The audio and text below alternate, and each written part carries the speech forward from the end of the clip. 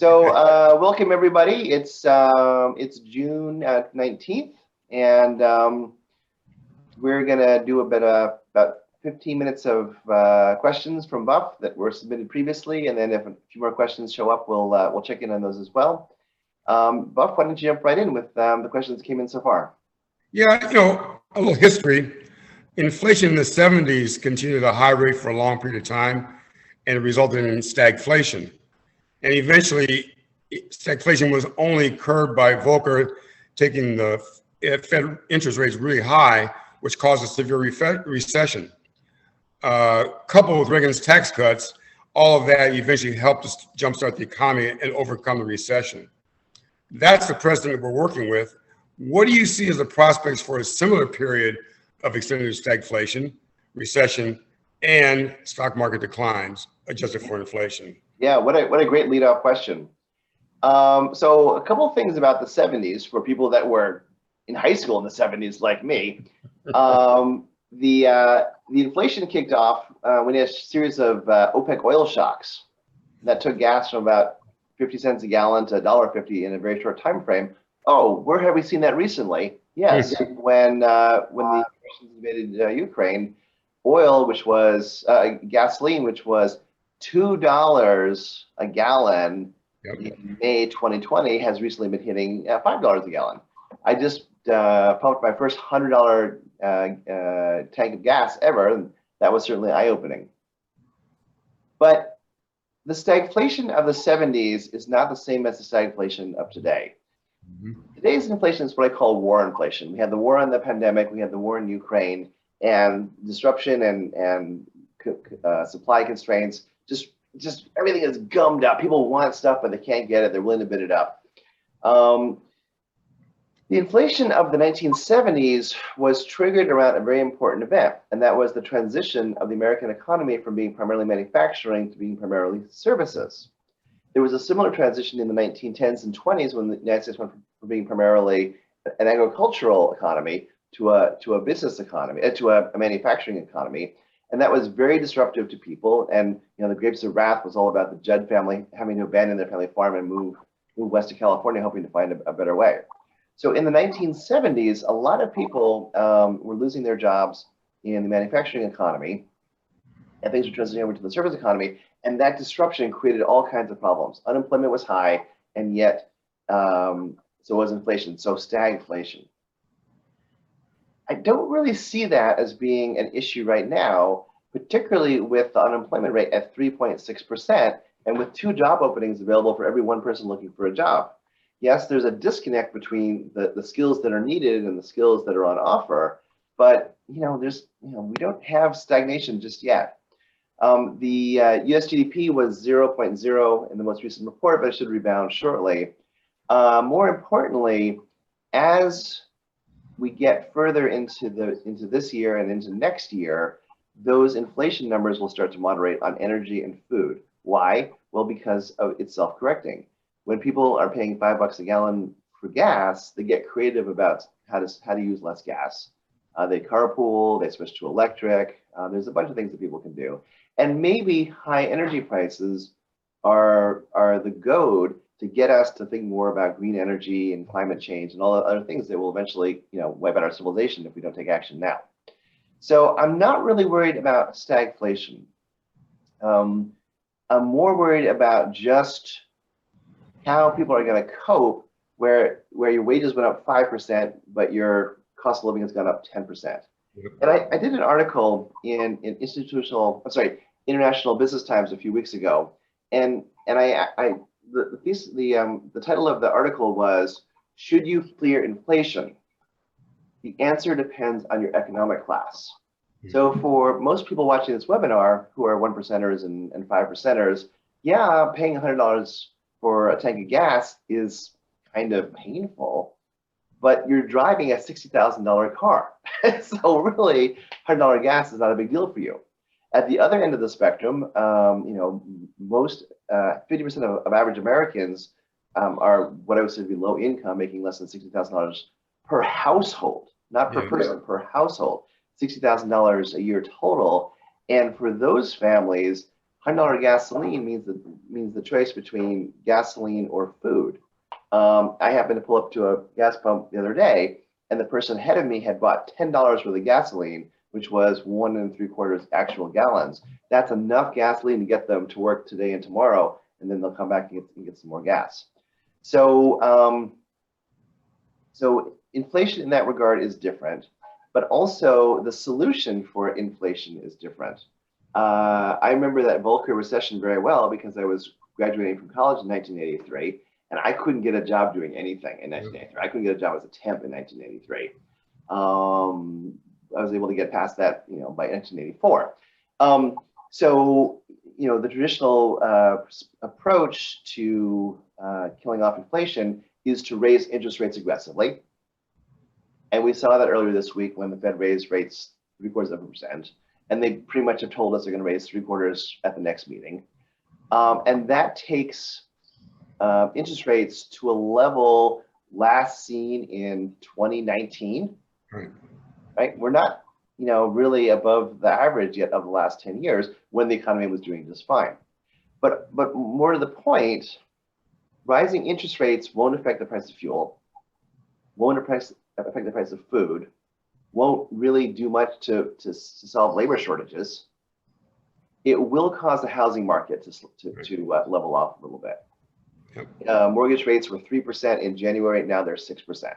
So the housing market, which was going like this for much of the last couple of years, is going to kind of go sideways for a while. It's not going to go down because there's still way more demand for housing than its availability, but it is going to level off. So I don't think the Fed raising rates aggressively is going to do much for inflation. I think the war ending in Ukraine would help. That's several years in the future.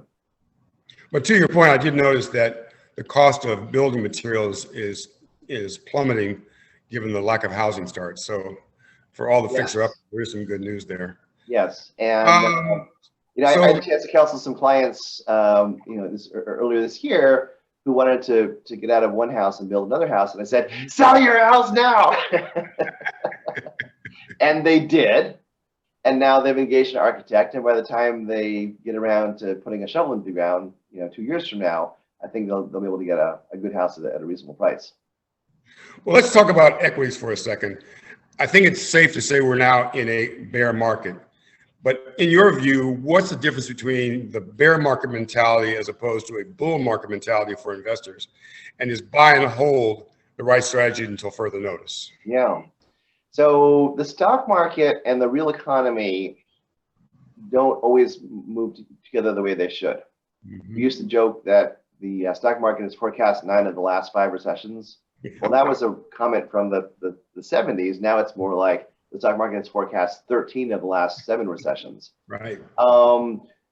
If you only go by the stock market, we are totally heading for a recession because look at the valuations. The stock market has fallen, the S&P 500 has fallen 23% so far this year, and the NASDAQ has fallen 35%. Doesn't it totally mean we're heading towards a recession? No, it doesn't. No. The stock market swings, overswings to the upside, overswings to the downside. So by the end of last year, it had definitely swung to the upside too far. It was about 10% overvalued. Well, now it's kind of 15, 20% undervalued. Why does it swing so wildly? Well, let me explain. There's friction in the real economy that does not exist in the stock market. You can't buy a car in the morning and sell it in the afternoon. Right. You can't buy a house in the morning and sell it in the afternoon. You can't get married in the morning and get divorced in the afternoon. There's friction in all that. But you can buy a stock in the morning and sell it in the afternoon and buy and sell and buy and sell and buy and sell and buy and sell. And in the last 2 years, particularly last 18 months, a lot of new investors entered the stock market. They had a $1,000 check from the U.S. Treasury, and they had a free Robinhood account, and they went in and bought the FANG stocks, Facebook, Apple, Amazon, Netflix, Google. They bought the meme stocks, GameStop, and American movie theaters. And they bought the NASDAQ 100, the S&P 500, and they bought Bitcoin. And for the first 15 months of their investing experience, all they knew was up. And they were a genius. Look at that. My stocks are going up. I must be a smart person. I can very soon retire at age 35. Well, then we got to January and the markets began to falter a little bit. And, particularly in the crypto markets, which are a market I would never have allowed my clients to enter. The smart money that bought Bitcoin at 1,000 and 5,000 started to unload. And I wrote an article for International Business Times in January, talking about how Bitcoin was currently at, it was about 40,000 then, and I said, yeah, there's a floor at 30,000. If it breaks through that floor, I think that the next rally point is 10,000. Well, Bitcoin this morning hit 18,000, so it actually got down into the 17,000s. Bounced back up again to 20s, but I think it's heading lower. And Bitcoin down 70% from the record high is the best performing Bitcoin. Ethereum, the second most popular Bitcoin, is down about 80%. And between January of this year and right now, in January, the crypto markets were worth about $3 trillion.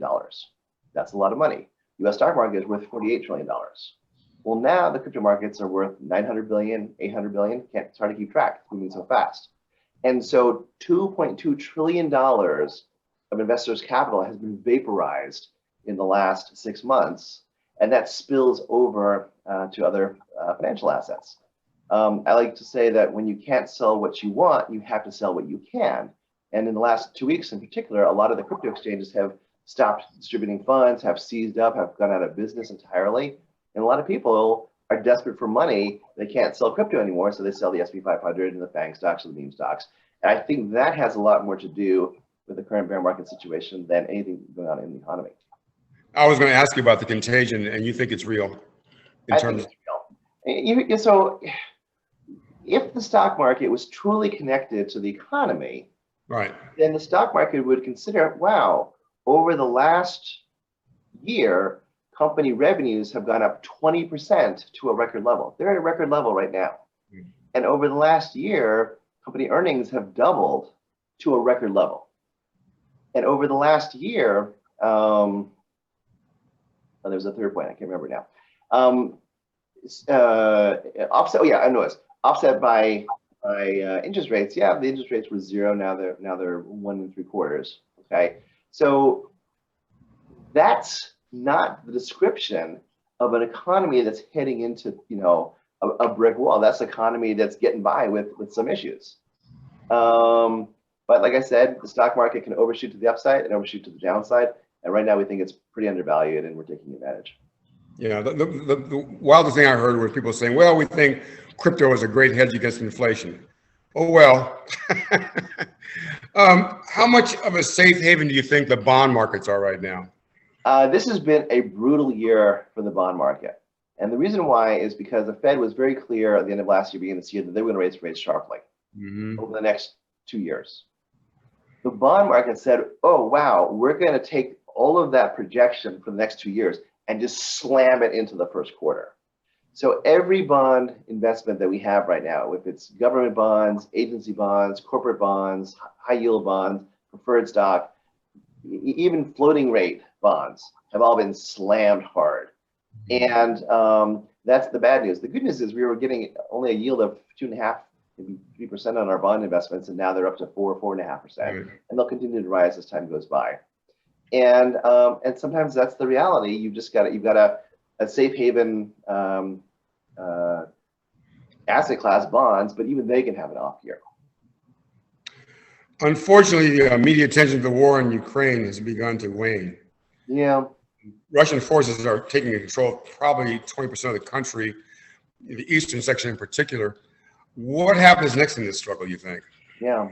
So way back in the end of February, when the war first broke out, we hosted a webinar. We said there were 4 scenarios that we were focused on. One, the scenario, Russia takes over the whole country in a couple days. All right, that's off the table. That did not happen. The second scenario is that we get into a horrible, long slog that could go on for years. That's where we are right now. Yeah. Right? This war will not end this year. It won't end next year. It could end. It's still going on in 5 years.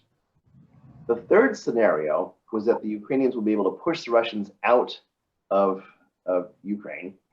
And that is possible, but it won't happen right away because the Ukrainian people, they're very eager to fight, but they need Western weapons, NATO weapons, US weapons. And then when those weapons are shipped over, which takes time, they have to be trained on how to use them. You know, the initial conflict, the Ukrainians were using Russian tanks and Russian ammunition that they had left over from the Cold War. Well, now they're having to use American tanks, NATO tanks, NATO drones, and all of that takes time. The problem that the Russians have is that they've got a very thin sliver of Ukraine across the top of the Black Sea, the bottom part of Ukraine. And they can hold on to that for a while. They can just keep leveling every building that they see, killing every Ukrainian that they see. Why? Other than that's what the Russians know best. They did that in Syria, they did that in Chechnya, they did it in Georgia, right? But now that little sliver could be cut off. Already the Russians have pulled their navy 65 miles offshore because of the fear of another cruise missile strike, which took out their big cruiser, the Moskova. So they can't support their ground forces from the sea. They don't have an air force in place. And the Ukrainians have these clever little drones that can just fly in over a tank unnoticed, drop a grenade from 200 feet up, 300 feet up, and blow the top of the tank off. And so there's this asymmetric guerrilla war that the Russians should have known about from their experience in Afghanistan. And you know, they should have seen what the North Vietnamese were able to do. The Americans, way superior firepower during the Vietnam War, and yet the Vietnamese still won. So the fourth scenario that I feared the most was that Putin would get so frustrated with how the war was going that he would lob a tactical nuke at Kyiv to try and kill Zelensky. And I feel like everyone's backed away from that outcome, but it is still a risk. And if it happens, well, then everything we're talking about doesn't matter. Well, on that pleasant note, I've got, I think you answered all of my questions. Anything come in? No, it's a super quiet night. Everybody is appreciating the beautiful weather. They're trying to spend some time with their kids for Father's Day. There's even a 3-day weekend. Everyone has tomorrow off. So I would say, Buck, let's get back to the beautiful outdoors. Sounds like a good plan. Okay, have a pleasant evening, and I'll talk to you soon.